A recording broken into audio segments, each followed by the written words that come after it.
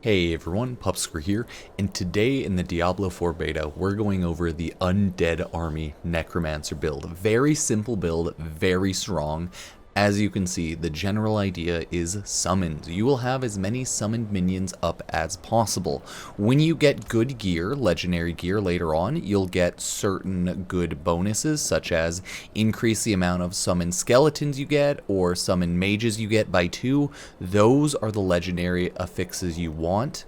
Or for now I have this decompose one, double chain targets, spawns corpses, right? Not bad, but not something I care too much about. So let's go over the build, how it works, and then I'll take you to like a little event, I guess, over here maybe, or somewhere else, and we'll destroy a bunch of the enemies. So very simply put, I would say for the Undead Book of the Dead, you can choose whatever you truly want. Right now, I'm having fun with a Defender's Thorn for my Skeletal Warriors, but any one of these works fine. I'm having fun with the Cold Skeletal Mages for freezing, but again, any of the other ones are good for damage. I think Shadow, 6 attack, additional Shadow Bolt, that's not really bad. The first one with the Stunning is pretty good overall as well. I just don't care about Bone Mage.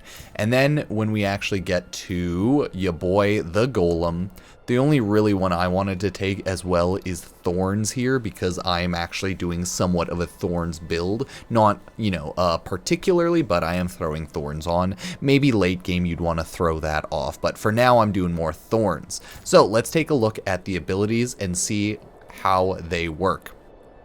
I took Decompose rank 1, spawn corpses, and do some damage, right? Here we have if an enemy dies while being decomposed, you gain 10 essence. Cool. Here we have you and your minions deal 10% increased damage to enemies who are being decomposed. So I'm building for minion damage, makes sense, right? We're an undead army, so math checks out. Here I have maxed out blight right now for maximum damage in AoE, and then I also have blight slows, and enemies hit by blight get increased damage hit on them. So mainly increased minion damage by 15% by blighted enemies, and they slows, so helps out there. That's all I really have early on. Honestly, at this point, you can mix it out however you want, but it's up to you. This is the only real skill I chose on my skill bar, because the rest is taken up by summons, and that is Corpse Explosion. This is an insanely high damage ability right now, and it's AoE, so I would recommend that without a doubt. Now, here I took Skeletal Warrior Mastery, increase the damage and life of you and your Skeletal Warriors by 45%. Must have if you're doing a summon build, obviously. Here I took Spiked Armor for 101 Thorns.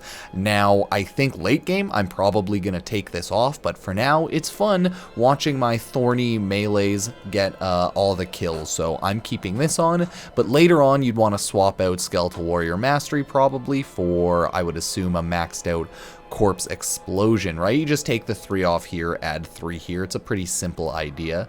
I don't think you need Grim Harvest or Fueled by Death or anything, just not necessary. In the background you can see my minions just taking care of everything, no problem there. Max out Skeletal Mage Mastery because damage and everything is good there. There's not a single thing in this chart if you're doing summoning that you really need to max out, which is insane how simple the skill tree build is, but hey, whatever. Here is where you get Army of the Undead. Spawns volatiles, they explode. Upgrades, they have a 15% chance to leave behind a corpse. Nice. Upgrade also raises Skeletal Warriors and Mages. Not bad. Here we have more upgrades. Here's for the Golem, increased damage and life. Here we have all of the summon upgrades right there. Every 5 seconds, Skeletal Priest Healing will heal your skeletons for 20% of their maximum life. Essentially, you get heals finally. This is where your minions can't be one-shot. This is where, after you've been healthy, your minions attack faster. Really great, can't wait for that. Here is your minions deal more damage if they're close to you, right? Simple.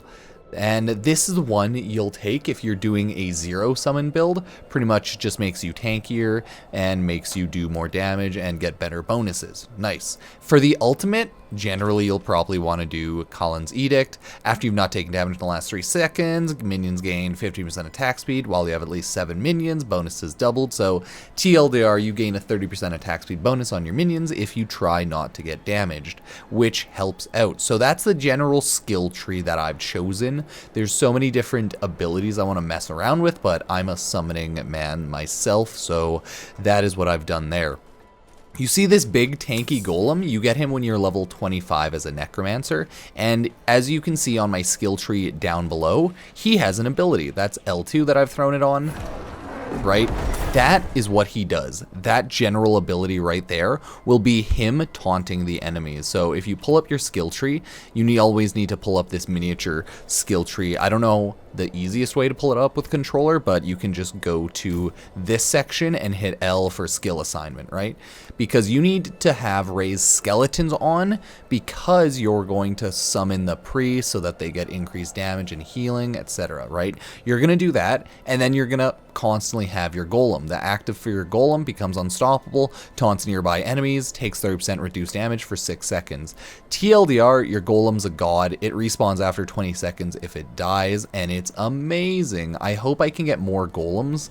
Like, I can get a legendary affix where it's like +1 golem spawn, and then I have 2, but I'm not banking on that. So you do have to have 2 spots to summon your skeletons and summon your golems. To summon your skeletons, you'll constantly resummon so that they get that damage bonus and they get healed, and you'll army of the undead. So there's only so many abilities you can throw on your ability bar. You get your main 2 and then one other one that isn't your summon explosion, essentially. So that's why I went with corpse explosion.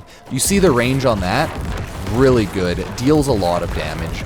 And when you start summoning so many corpses, it's very easy. You essentially just don't run out. So let's go fight some enemies and see how this actually works. So now once we actually get into a little dungeon, we can see the idea is just do damage, and then once they die, corpse explosion, right? It's a very simple idea. We have to get through these areas, kill all the enemies. Even 1v1, you do insane damage, because your blight increases the amount of damage you do. Buff your dudes, right? Dead. It's very simple. You should be able to honestly destroy everything. You just always use your little attack there so that they take more damage, and then you go buck wild. The nice part is if you're trying to speedrun dungeons, you can just quickly run around, do that, and then corpse explosion destroys everyone. So just hit that, and look at all the corpses. Just remember to spawn up your buffs for your dudes, and you should be good. Corpse explosion, right? Just keep on running, and occasional corpse explosion. So that's the idea there. You just keep destroying them. We'll run this entire dungeon, just because it should be pretty simple. Do I need to run over there? I might need to, but that's okay. Your blight increases your damage, your corpse explosion's nice, and you want to try to always have the active buffs on, so that you can like kill everyone very fast. That's the general idea of the build though. Like, it works pretty well. I forget to taunt on my golem a lot because I just got him, right? It's gonna probably take me a while to get used to using the golem, taunting with him in general, but hey, it is what it is. If you want to see my ultimate ability, I'll use it next time there's the little boss, but it just spawns enemies buck wild everywhere, and honestly, it's pretty good. No shock there. The ultimate is good. If we use it here, there's a treasure hoarder. Perfect time, right? We can see that it's just spawning enemies left and right, and that's about it, right? Like, what else do you expect it to do? It spawns all the little explosive volatiles. I'm trying to get this treasure goblin very badly, okay? It's a treasure goblin. They give good loot. And now that I'm level 25, I think I have an insanely high chance of getting legendaries, so there we go. We got legendary chest armor.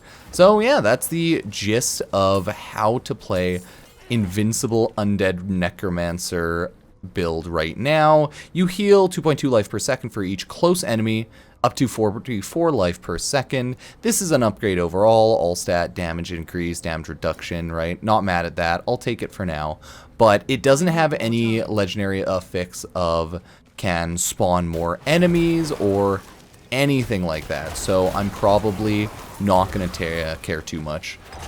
I can slay all the enemies here. Oh yeah, this is perfect, right? So this is where you can see just how killer Corpse Explosion is, because it just goes around, pops off all the enemies over there.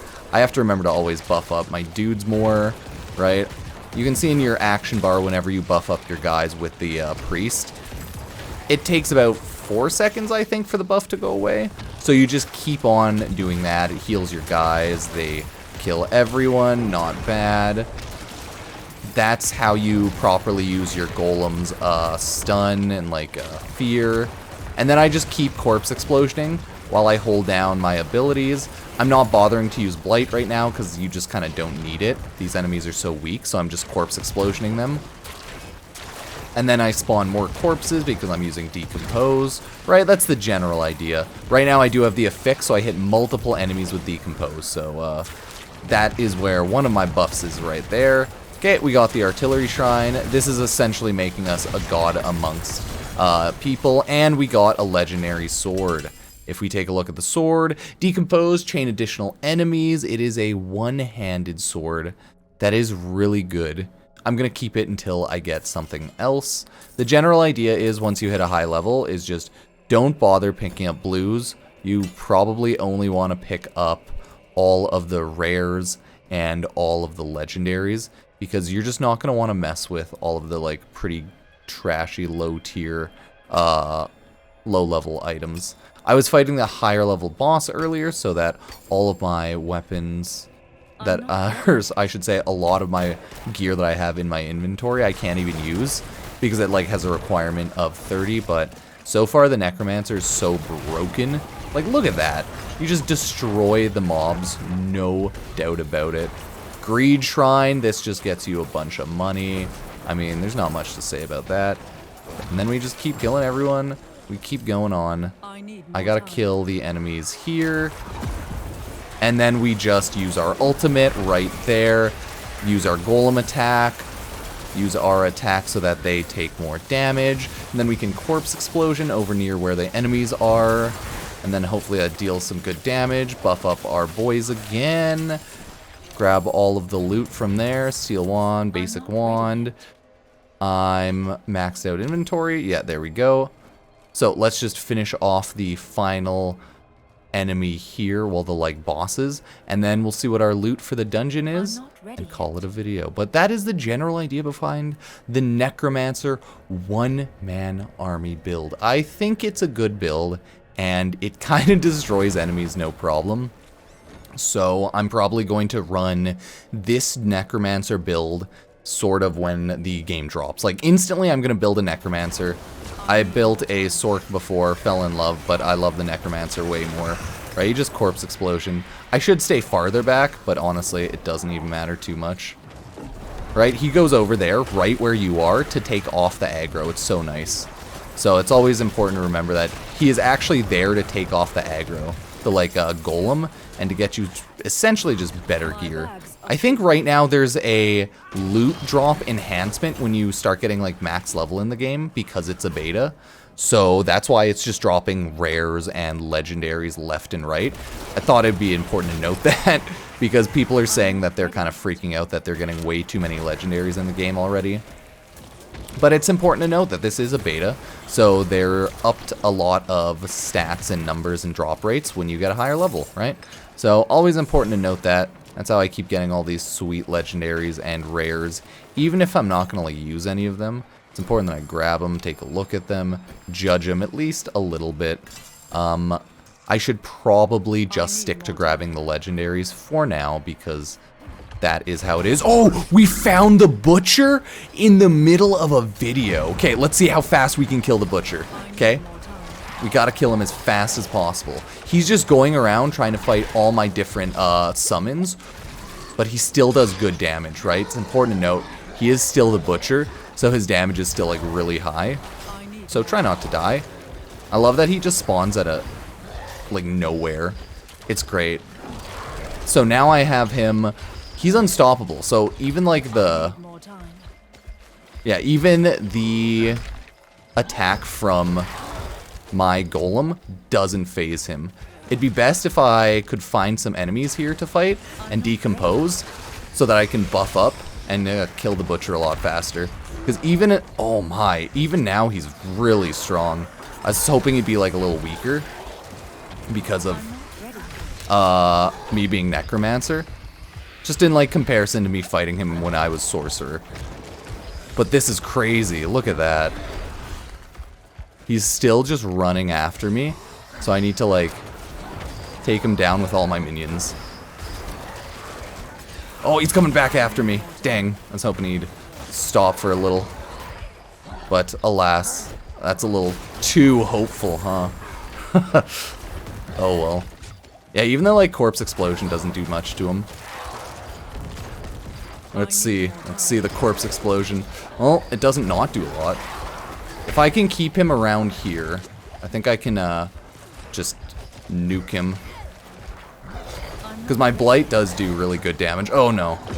Okay, get him, boys. Get him. Get him, boys. Get him. Right? And just like that, I was wondering when the butcher would spawn. We got him, everybody. Got some legendary gloves. What a fix they have. Maximum number of skeletal mages increased by 2. Perfect. It has a +1 rank of Bloodlance. Less perfect, but that's okay.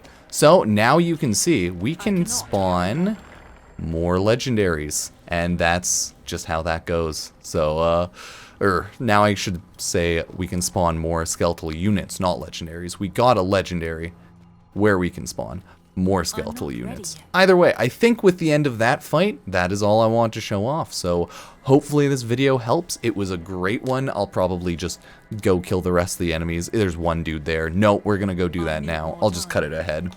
So now that we're at the final area, I want to show you how quickly we just destroy bosses. So let's get it done. You saw the butcher, but he's a special case, that's for sure, right? So we buff up our allies, we ulti, and then hopefully they just get nuked right here, right? Yeah, that's how fast it is. They just absolutely die. Like, look at the resurrected Malice.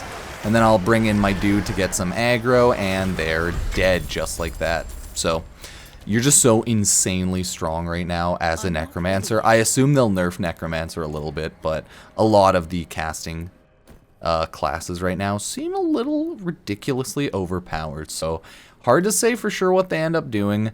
I hope I get more legendaries that spawn up more of my minions, but for now, that is the Skeletal Necromancer Undead army. As always, if you liked the video, like, sub, and check out any of my social medias. Epic Game Store creator code Pupsker, and I will see you next time. Cheers.